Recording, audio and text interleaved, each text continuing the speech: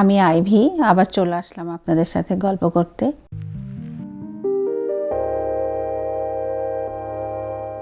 আজকে যে গল্পটা আপনাদের সাথে শেয়ার করব এটা ঘটে গিয়েছিল 2022 সালের ডিসেম্বরের 18 তারিখ।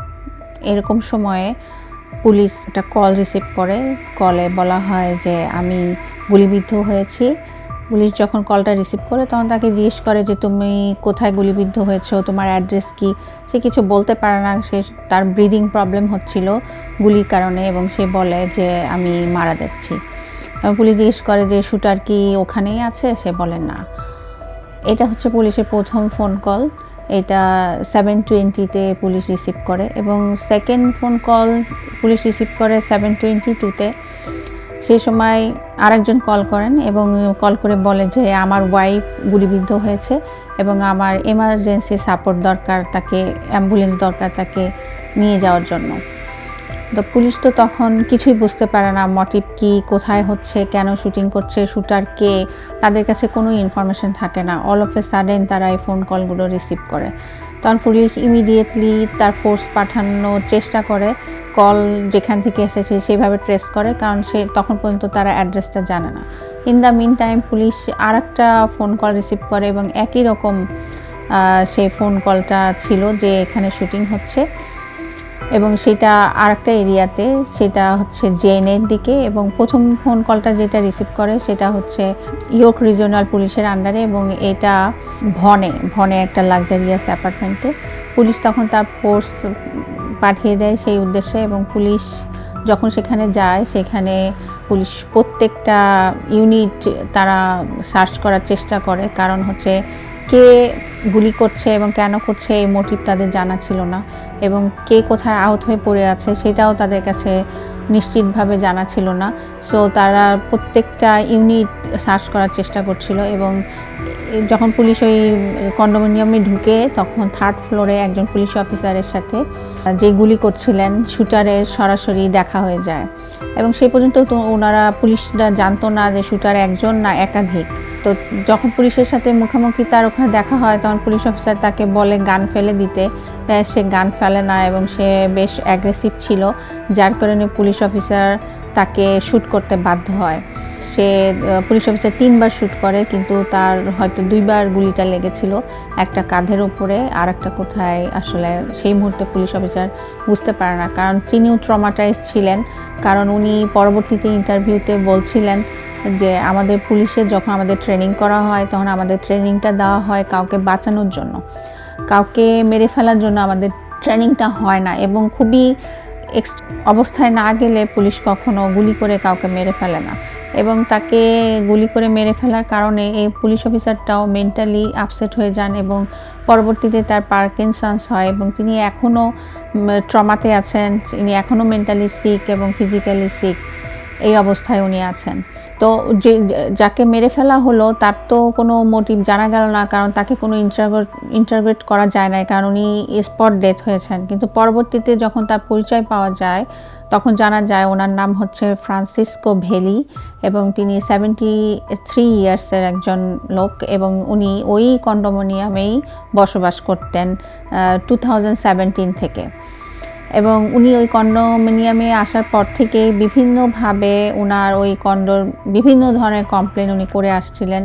উনি কমপ্লেন করেছেন ওনার কন্ডোর ফ্লোর ভালো না, এয়ার কোয়ালিটি ভালো না, বিভিন্ন জায়গায় ফ্লোরে মোল্ড আছে, এগুলা বিভিন্ন ব্যাপারে উনি কমপ্লেন করে আসছিলেন এবং ওই কন্ডোর বোর্ড মেম্বারদের ওপরে ওনার অনেক ক্ষোভ ছিল।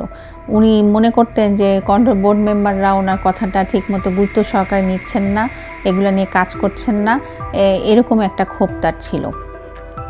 তো উনি ডিসেম্বরের 14 তারিখে পরবর্তীতে যখন পুলিশ ইনভেস্টিগেশনে যায় তখন বিভিন্ন ওনার যেগুলো অ্যাক্টিভিটি ওগুলা সার্চ করা শুরু করে, দেখতে পায় যে উনি ডিসেম্বরের 14 তারিখে উনি একটা ভিডিও বার্তা দেন এবং সেখানে উনি অনেক রাগান্বিত ছিলেন এবং উনি বলছিলেন যে আমার কন্ডোর অনেক সমস্যা, তোমরা কেউ এগুলো দেখছো না, আমি খুব দ্রুত তোমাদেরকে ইটারনাল ওয়ার্ল্ডে পাঠিয়ে দিব, যেখানে শুধু ডার্ক থাকবে, এই ধরনের বার্তা উনি দেয়। এবং এর আগেও উনি এই 2017 থেকে 2022 পর্যন্ত বিভিন্নভাবে উনি বিভিন্ন ভিডিও করতেন, এগুলো সোশ্যাল মিডিয়াতে পোস্ট করতেন এবং সবই ছিল কমপ্লেন। এবং বিভিন্ন সময় যখন এই ইভেন্টের পরে কন্ডোর অন্যান্য বাসিন্দাদের ইন্টারভিউ নেওয়া হয়, তখনও তারা বলেন যে ভিলি কোনো উনি সবসময় রুড ছিলেন, উনি সবসময় কাউকে দেখলে এগুলো কমপ্লেনের কথা বলতেন এবং এই ধরনের আচরণ করতেন, যেটা আসলে স্বাভাবিক না, স্বাভাবিক এর চাইতে একটু অন্যরকম। এই জন্য সবাই ওনাকে অ্যাভয়েড করতেন। এবং উনার ভয়ে একজন কন্ডোর প্যারেন্টস তারা গ্যারাজে যেখানে গাড়ি রাখা হয় ওখানেও উনারা একা যেতে ভয় পাইতেন, কারণ উনি ভেলির সাথে দেখা হলে উনি বিভিন্ন ধরনের কথা বলেন, বিভিন্ন ধরনের আচরণ করেন, ওনাকে ভয় পেতেন, সবাই ওনাকে অ্যাভয়েড করে চলতো। তো ভিলি কেন পরবর্তীতে দেখা যায় যে ভিলি যে গানটা দিয়ে এভাবে এতগুলো মানুষকে মেরে ফেলছে, সেই দিন সন্ধ্যায় উনি 5 জনকে শ্যুট করেন। টোটাল 5 জন ওখানে, উনি 6 জনকে শ্যুট করেন, কিন্তু একজন সারভাইভ করে এবং বাকি 5 জন মারা যায়। এবং ওনার ওইটাও লাইসেন্স গান ছিল এবং ওনার একাধিক এরকম লাইসেন্স গান আছে। তো সেদিন সন্ধ্যায় উনি ফার্স্ট ফ্লোর থেকে 14 ফ্লোর পর্যন্ত এলিভেটরে গিয়েছেন। এলিভেটরে যাওয়ার পরে উনি দেখেন যে তখন হঠাৎ করে ফায়ার অ্যালার্ম বাজতে থাকে। এখানে এই কানাডাতে, টরন্টোতে বিভিন্ন বড় বড় কন্ডোমিনিয়ামে মাঝে মধ্যেই ফায়ার অ্যালার্ম বাজে, বিভিন্ন কারণেই বাজে। ধরেন কোনোখানে কোনো ধোঁয়া, স্মোক, কোনো কিছু ডিটেকশন হইলেই ফায়ার অ্যালার্ম বাজতে থাকে। তো ওই সময় হঠাৎ করে ফায়ার অ্যালার্ম বাজা শুরু করে, যার কারণে উনি 14 থেকে 15 ফ্লোর, তারপর 16 ফ্লোর উনি হেঁটে উঠেন। হেঁটে উঠে উনি একটা ডোরে নক করেন এবং নক করার পরে ডোর খোলার আগেই উনি শ্যুট করেন। এবং এই যে শ্যুট করেছে, এই শ্যুটিংটা হয়েছে দরজা ভেদ করে গিয়ে যে শ্যুট হয়েছে তার বুকে লাগে। এবং ওনার নাম ছিল নাবিদ দাদা। প্রথম ফোন কলটা উনিই করেন, প্রথম শ্যুট উনিই হন। এবং একই ফ্লোরে উনি গিয়ে আরেকজন বোর্ড মেম্বারের বাসায় নক করেন এবং তারা দরজা খোলার সাথে সাথে ওদের 2 জনকে উনি শ্যুট করেন। তো টোটাল ওই ফ্লোরে উনি 3 জনকে শ্যুট করেন এবং 3 জনই মারা যান। এরপরে উনি 17 ফ্লোরে যান এবং 7 ফ্লোরে গিয়ে যখন দরজা নক করেন, তখন বাসায় ভদ্রমহিলা যে ছিলেন উনি এসে দরজা দিয়ে চেক করেন যে ওখানে কে। যেহেতু এটা ডিসেম্বরের 18 ছিল, এই সময়টা আসলে ক্রিসমাস টাইম, এখানে একজন আরেকজনের বাসায় যায়, অনেকে গিফট এক্সচেঞ্জ করে। তো উনি যখন দেখলো যে ওনার কাছে মনে হয়েছে যে হুডি পরা একটা ইয়াং ছেলে দাঁড়িয়ে আছে, উনি মনে করেছেন যে আমাদের আত্মীয় স্বজন কিংবা আমাদের ফ্রেন্ডস, আমাদের পরিচিত কেউ হতে পারে। তখন উনি দরজাটা খুলেন এবং দরজা খোলার সাথে সাথে ওনাকে শ্যুট করেন। ওনার নাম ছিল ডোরিন। ওনার মাউথে শ্যুট করে এবং শ্যুটারের পাশেই, ওই ভিকটিমের পাশে তার হাজব্যান্ড দাঁড়িয়েছিলেন। শ্যুটার কোনো কারণে ওনার হাজব্যান্ডকে শ্যুট করে নাই, কেন ওনার হাজব্যান্ডও জানে না। শ্যুট হওয়ার সাথে সাথে বাসায় ওনার ফ্রেন্ড ছিল, ওনাকে দ্রুত পাশে সরিয়ে নিয়ে যায় এবং সেকেন্ড ফোন কলটা ওই হাজব্যান্ড ভদ্রলোকই ওনার ওয়াইফের জন্য করে, অ্যাম্বুলেন্স সিক করার জন্য। তো পরবর্তীতে ডোরিন বেঁচে যায়, সারভাইভ করে। তো পরে শ্যুটার যেটা করে, উনি 17 ফ্লোর থেকে 5 তলায় নেমে আসেন। 5 তলাতে গিয়ে উনি এরকম আরেকটা ডোর নক করেন, যেটা আরেকটা বোর্ড মেম্বারদের বাসা। এই নক করার সাথে সাথে যখন দরজা খোলে এবং উনি সাথে সাথে ওনাদেরকেও শ্যুট করেন এবং ওনারাও স্পট ডেথ হয়। এরপরে উনি আস্তে আস্তে যখন 3 তলায় নেমে আসে, তখন 3 তলাতে তখন পুলিশের সাথে ওনার মুখামুখি দেখা হয়ে যায় এবং মুখামুখি দেখা হওয়ার সময় তখন উনি যখন খুব অ্যাগ্রেসিভ ছিলেন, তখন পুলিশ বাধ্য হয় ওনাকে শ্যুট করতে এবং উনি মারা যান। ফ্রান্সিসকো ভেডি পরবর্তীতে ওনার জীবনী যেটা দেখা হয়, পরবর্তীতে ওনার মারা যাওয়ার পর যখন ওনার আত্মীয় স্বজন, ছেলে মেয়ে এবং ওয়াইফ, ওদের সাথে কথা বলা হয়, তাদের সাথে কথা বলে জানা যায় যে উনি আসলে ব্যক্তিগত জীবনেও অনেক অ্যাবিউসিভ ছিলেন, রুড ছিলেন, যার কারণে তার আত্মীয় স্বজন, ছেলে মেয়েরাও তাদের সাথে ওনার এরকম সম্পর্ক ওরকম ভালো ছিল না। এবং উনি এই সামান্য বিষয় নিয়ে যে ওনাকে কেউ ওনার কথা শুনছে না, ওনাকে কিন্তু আসলে ব্যাপারটা এরকম ছিল না। উনি বারবারই কমপ্লেন করতেন যে ইলেকট্রিক রুম থেকে শব্দ আসে, উনি ঘুমাতে পারেন না, এগুলা বলে। এইগুলা কমপ্লেন পাওয়ার পরে ওনার অ্যাপার্টমেন্টে একবার রিনোভেশন করা হয়, ওনাকে ফ্লোরের মধ্যে প্যাড, যেগুলা সাউন্ড প্রুফিং দেওয়ার দরকার, অনেক কিছুই ওনার জন্য করা হয়।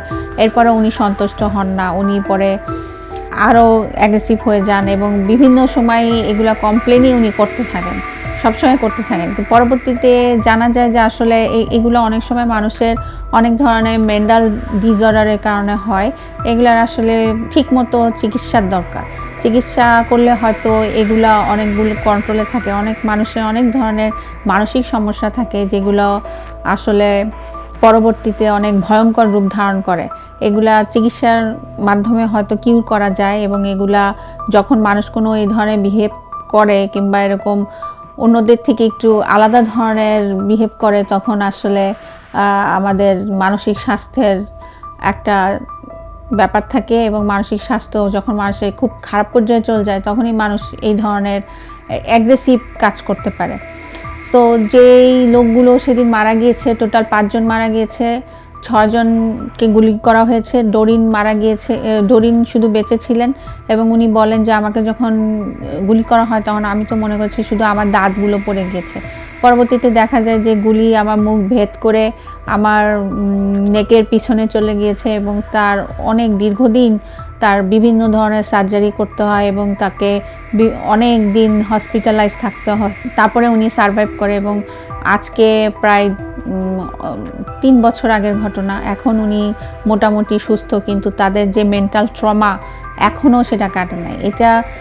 এটা একটা চিন্তা করারও বাইরে যে কেউ একজন এসে আপনার দরজা নক করবে, এরকম কানাডার মতো জায়গায় এত সেফ বলা হয়, সেফ জোন বলা হয় নর্থ আমেরিকাতে, কানাডাকে, যে আপনার দরজা নক করবে, আপনি দরজা, ওই পাশ থেকেও সে গুলি করেছে, সে মারা গিয়েছে। নাবিদ দাদা উনি পাকিস্তানি ছিলেন, উনি কানাডাতে অনেক দিন ছিলেন এবং ওনার ভাই পাকিস্তান থেকে ইন্টারভিউ দেয় কিন্তু তারা আসতে পারেন না তার যখন সমাধি করা হয়।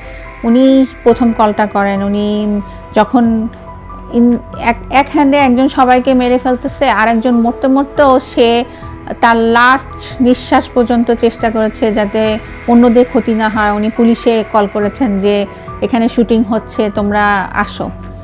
তো পৃথিবীতে সব ধরনের মানুষই থাকে।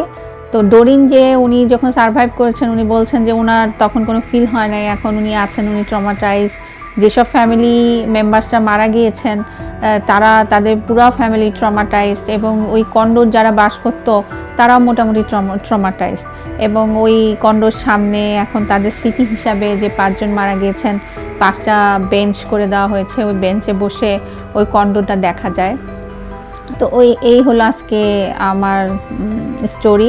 সো এই যে ফ্রান্সিসকো ভেলি, উনি তো নিজেও মারা গেলেন এবং এই 5 জন লোককে মারলেন। সাথে যে পুলিশ অফিসার ছিলেন উনি তো আসলে শ্যুট করার কথা ছিল না, উনি শ্যুট করেছেন। উনি এখন পার্কিনসনে আক্রান্ত এবং উনি অনেকবার ইন্টারভিউ দিয়েছেন কিন্তু উনি ওনার ফেস কখনো দেখান নাই, কারণ উনি এই ইভেন্টের পর থেকে উনি সিক।